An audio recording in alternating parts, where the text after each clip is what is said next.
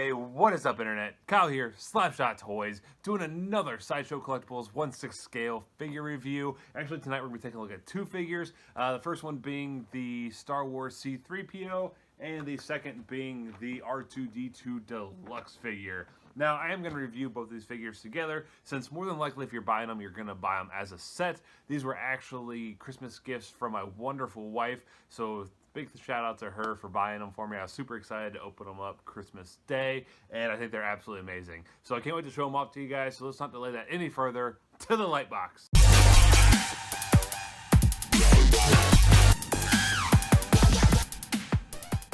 And here's C-3PO and R2-D2 out of the packaging. And my first overall impressions with these figures is, holy crap, these things are amazing. Everything from the sculpting to the paint apps to the light up features just really make these feel like little miniature droids from the Star Wars universe. But I want to start my review off with taking a look at R2-D2, so let's go ahead and look at the accessories that he comes with first. And here are the amazing accessories that Sideshow Collectibles has given us with this R2-D2 figure. First up is from Return of the Jedi, and what we get is this actual drink tray from when he is on Jabba's airship. So all these little kind of cups come off. They all have a little peg right there, just slides right there into that hole in the actual tray. These things are all detailed beautifully. That nice green translucent plastic in there to kind of give that nice liquid look.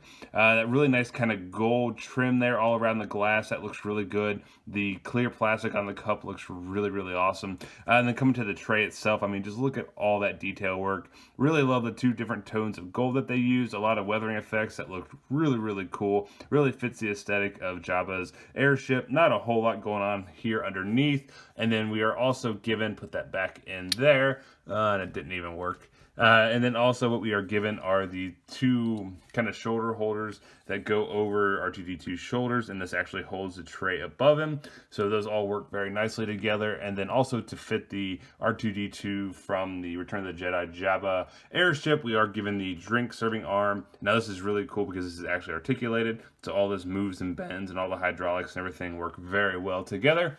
We are also given here Luke's lightsaber, so another Return of the Jedi moment on the airship. And there's actually a little panel that I'll show you here in a second when we take a look at the figure. This actually just slides right down in, and so it's right when R2-D2 shoots the saber hilt and Luke catches it right before the big battle and all the little platforms. So you can recreate that scene. That looks really good. Detailing on this it looks really, really cool. All the line work, really like that silver and the different grays that they use, and you get that nice kind of gold paneling right there. Love that black with all that line work. Looks really, really good. And then we are also given three little extender arms. So we are given the little arm that goes into all the consoles and does all the hacking. That looks really, really good. I love the weathering effect that they put on that. We are also given the little stun, the little electric charge arm. So once again, I think the sculpting on this, for how small it is, just looks absolutely wonderful. Really like the black and how that came out. Very nice paint apps. These things just look stunning, to be honest with you. And then last we have the little grabber. And once again, you get like kind of all the mechanics and everything all detailed out. You get that real nice weathering effect there on the silver. Just looks absolutely fantastic. And last but not least, we are actually given the table that R2-D2 puts the hologram of Princess Leia on in A New Hope and Obi-Wan's little hut. So this is cool. If you actually press down on this little guy right here, it actually does light up, so you get a really nice kind of hologram effect. This is how I'm going to pose my R2-D2. I just think this is an amazing accessory, and to turn it off, you just go ahead and press down on it again. Now taking a closer look at R2 himself, the paint apps and sculpt are absolutely amazing on this figure. He really does just look like a little miniature version of R2 from the movies. My first complaint is this figure honestly doesn't feel very premium, to be honest. This is very lightweight. This feels just kind of like hollow plastic. Now, while the paint apps and the sculpting and kind of all the compartments, everything are really, really cool, especially the light-up features, which I'll get to here in a second. I will just kind of warn you guys straight out of the box, it may throw you off just a little bit, that this figure is extremely light and does honestly just kind of feel a little bit cheap for what they're charging. But once you kind of get into the accessories, which I just went over, and some of the light-up stuff, you kind of understand more where all that money went towards. But just to give you guys fair warning, this is a very light figure, and it definitely just feels like hollow plastic. I'm going to do my review of the articulation and all the design features kind of at once, since there's not a whole lot of articulation on this guy. We get up here as far as the head. Love that silver paint, just looks absolutely fantastic. Get that nice kind of almost like spackled effect in there with like the darker tones of gray. That looks good. The blue looks wonderful. You get all sorts of like battle damage here around the edges. I think that looks absolutely gorgeous.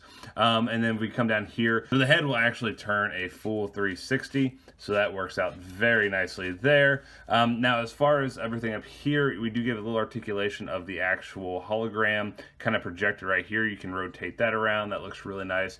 Then you also have the lens right here that rotates around. Then you also have one more here in the back that rotates around as well. And now as far as up here at the top, you have several different compartments as I just turned on the lights. So this one will actually pop out, and then you get the little homing sensor right there. That looks really cool. The only thing that kind of sucks is they don't, once you get them out of the compartment, they don't seem to stand up. Like as you can see here, as soon as I let it go, it just falls right back in. So I guess I got to figure out how exactly those stand up. But that is in there as well, and it's just kind of like a little spring release, so you just push down. And then the compartment opens, and then this one you get the little radar detector there, so that sculpted out very nicely and looks really cool. Nice carbon to fiber effect there on the back of it.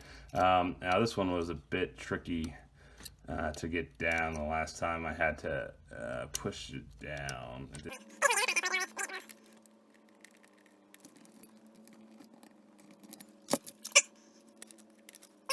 Alright, so finally, after about 15 minutes of fighting with that one, I will never open that compartment again. Yeah, that was a bit of a pain in the butt to try to get back in. But eventually it did. And then now the other compartment you get is this one right here. So you actually just push this down, slide this over. This one's a little bit easier to do. And then actually down, it's kind of hard to see, but there is a little holder for the lightsaber. So you can actually just pop the lightsaber in there. That pops up. And then you can give it the look of him about ready to fire the lightsaber to Luke. And then now as far as the actual light up features, what we get here, and this is actually really ingenious by Sideshow Collectibles, is there's a little touch panel right here, this little blue rectangle right there. If you just touch it, looks like I did right there. One touch activates all the lights, so you get the little blinking light there in front, you get the two blinking lights right there, and then on the back you also do get that little guy, and then that one doing the different colors as well. And if you touch it one more time, you actually, there it goes. You actually get the hologram projector to light up as well, and then just one more time and it turns them all off. So that's just an absolutely wonderful use of the light up features. So easy to use, and it just looks absolutely wonderful. Coming down here, you get all the sculpting work along the bodies. I mean, you get all the different paneling. Just looks absolutely wonderful. I mean, definitely screen accurate. You get all the wearing as you go further down the figure. I mean, just all that kind of mud, sand, everything that R2-D2 would have in him is all just really showcased here on this figure, and I love the wear and tear that they put on it. So once again, you get like all this paneling. The arms look fantastic with all the mechanism, all the hydraulics. Everything just looks wonderful. You get the hoses here at the bottom of the feet. Those look awesome. You get like the little tread there at the bottom of the wheels. Coming to the back of the figure, once again, just that nice weathering effect. A lot of just kind of panels, grates, and all sorts of stuff. Just, I mean, just a little droid. That's what we get here. Now, the only thing that does kind of suck is all these little flaps and everything. Now, while this is really cool that everything moves like it does in the films, unfortunately they don't stay closed. As you can see here, there's a kind of a metal plate. In the instructions it says that there's a magnet, and what you do is you actually use the lightsaber and just put it up to it, and then you can open them up. But unfortunately, as you can see here, the slightest movement down and it doesn't stay closed. So I don't know if mine doesn't have a magnet in it or the magnet's just that worn out. This really sucks because the pose I want to have this guy in is actually kind of leaning forward a little bit and projecting Leia onto the table. So that really kind of sucks. It's really cool that it has all these moving parts, but like I said, that just doesn't work when you want to actually show him kind of leaning forward just a little bit. But as far as the articulation on the legs, he can move forward and back a decent amount. So you can go forward all the way about to there. Same with going back. You can actually go back about the same there. And then there is articulation just a little bit here, actually at the little base of the leg. And then as far as the actual kind of middle tripod leg, he can go actually up into his body and it will stay there. And once again, it's a spring release, so you just press it in, bring it down, and then that rotates forward and back as well. Next up, let's take a look at C-3PO, and first let's look at his accessories. First thing we're going to take a look at is this base. Now this is the exact same base we get with all the Star Wars Sideshow characters, and I'm not a big fan of this base. It's a basic black, nothing going on, doesn't say Star Wars, doesn't say C-3PO, doesn't have anything, just has the cradle right there. The only thing it says is Star Wars on the bottom. Come on, Sideshow, you could at least put it up here. Make it look a little bit nicer and put C-3PO on the front. Don't be that cheap. I mean, you're charging us a lot for these figures. Give us at least a logo or something on it. But the only thing we get as far as accessory wise are 2 retaining bolts and the comm from the Death Star.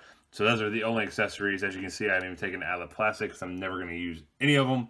So yeah, very, very, very accessory light on this figure. Taking a closer look at C-3PO himself, this thing looks absolutely brilliant. I love the gold that they used. I mean, it really looks like that nice worn weather look that we get from C-3PO in the movies. We even get that kind of detailing there with like the actual kind of like corrosion there running down the side of his face. That looks really, really good. You get the nice little dent there at the top of the forehead. I mean, all the detailing there around the sides looks really, really cool. Coming here to the back of the head, you get that little corrosion there coming out of here in the back. That looks really, really cool. The light up feature actually is really cool in this one as well. So his eyes do light up. And then this is actually a little touch plate. So what you do is you just tap it, and then his lights light up, and I think those look really, really cool. These figures, both of them, just look so much better when you actually have the light up features going. So I'm really happy Sideshow kind of gave such an easy way to turn them on and off. That looks absolutely fantastic. Coming down here to the chest, I mean, you get like kind of all the hydraulics there around the neck. That looks really, really good. Just all the detail on this thing, all the paneling, all the weathering effect. I mean, it all just looks so awesome. You can get like the hydraulics there on the inside of the elbows and on the back of the elbow, or on the back side as well. That looks really, really cool. Coming here to the back of the figure, you get all that paneling, like a little circuit board right back there. That looks really, really good. And it's just very nice and shiny, but still kind of has that weathered look. I mean, this is just an awesome figure.